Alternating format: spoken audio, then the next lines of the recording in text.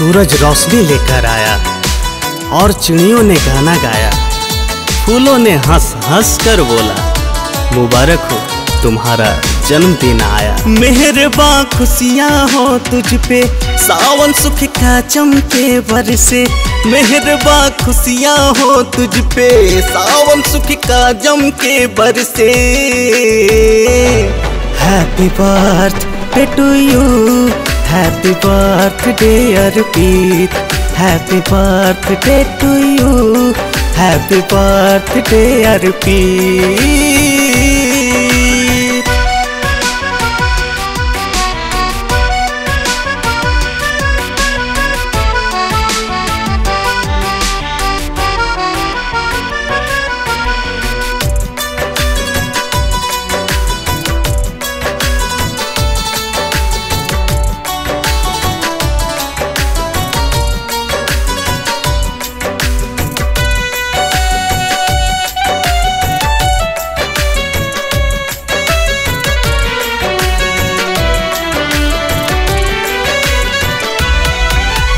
तेरे लिए मन गाए दिन बारंबार ये आए, ओ नन्हे मुन्ने तुझ पर रब की मेहर बिछ जाए।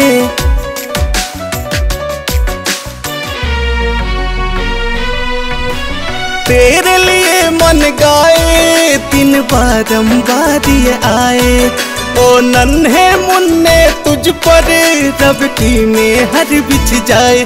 माँ की आन रखेगा तू, पिता की शान रखेगा तू, गुरु की मान रखेगा तू, अच्छा इंसान बनेगा तू।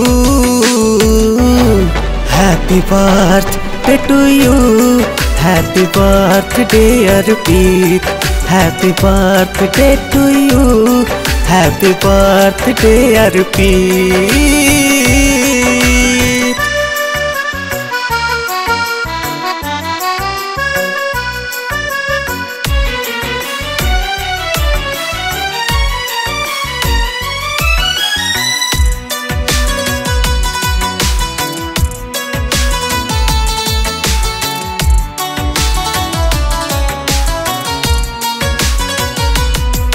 तेरा मुखड़ा प्यारा प्यारा मनमोहक है मुस्काना, निश्चल तेरी हर बातें हैं कुलदीपक राज दुलारा।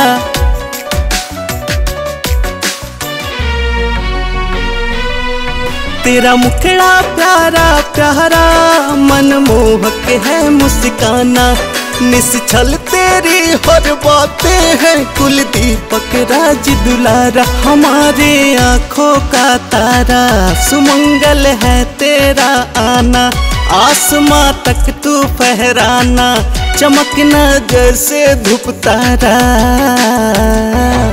Happy birthday to you, happy birthday Arpit, happy birthday to you, happy birthday Arpit.